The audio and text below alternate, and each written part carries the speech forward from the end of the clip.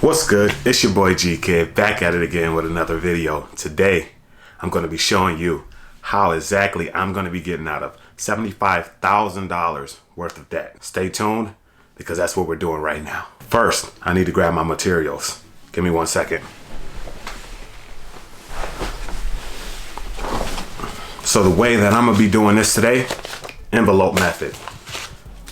That's what's going to do this. That's what's going to help me accomplish this task. I'm going to be doing the envelope method in order to get out of $75,000 worth of debt.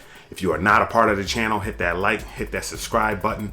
Join me on my journey. If you have not seen what I'm doing right now, make sure to hit that right there so you can see exactly what I'm doing right now. Follow me on this journey. Let's jump into it.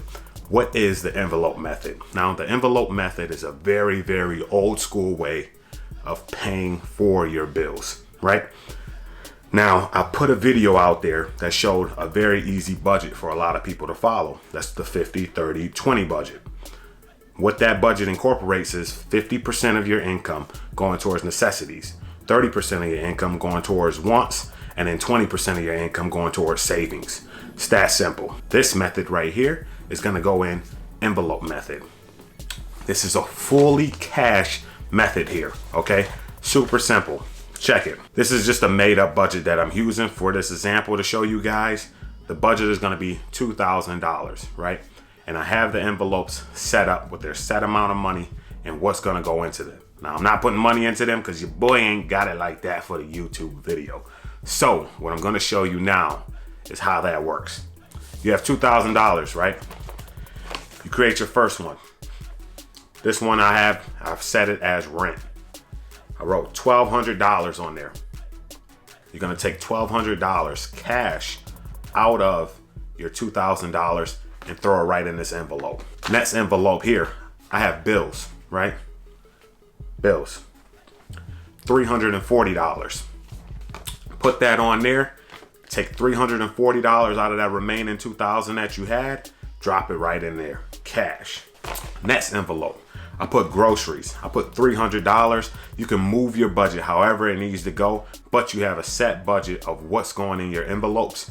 This one I put $300 on it for groceries. Next up, personal items.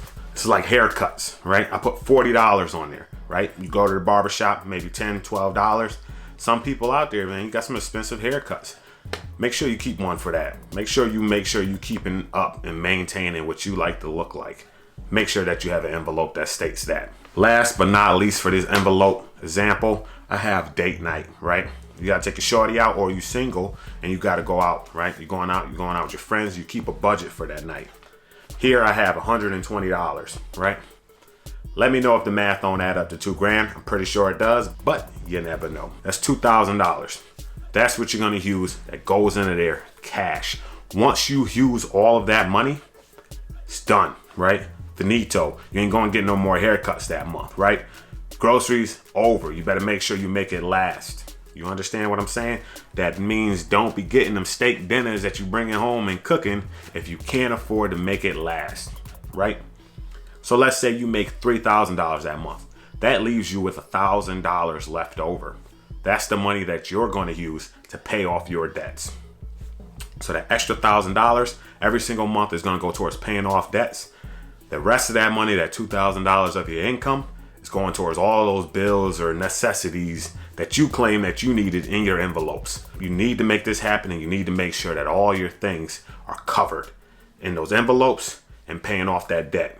A lot of people have separate ones for credit cards or certain credit cards that they have, so it's the minimum that they owe on those, and then that extra money that they have left over at the end of the month is going into extra payments. Make sure if you follow this method that you stick to the cash only rule. Anyways, it's your boy G Kid. I hope you love this video and I hope it helps you out. If you ever have any questions or you're wondering something about what I've explained in this video today or something else, make sure to leave a comment down below. I'll try my hardest to reply to all your comments. Can't wait to see you in the next one. Make sure to hit that like button, hit that subscribe button, and I'll try to stay in contact with you guys down below. It's your boy G Kid. Peace.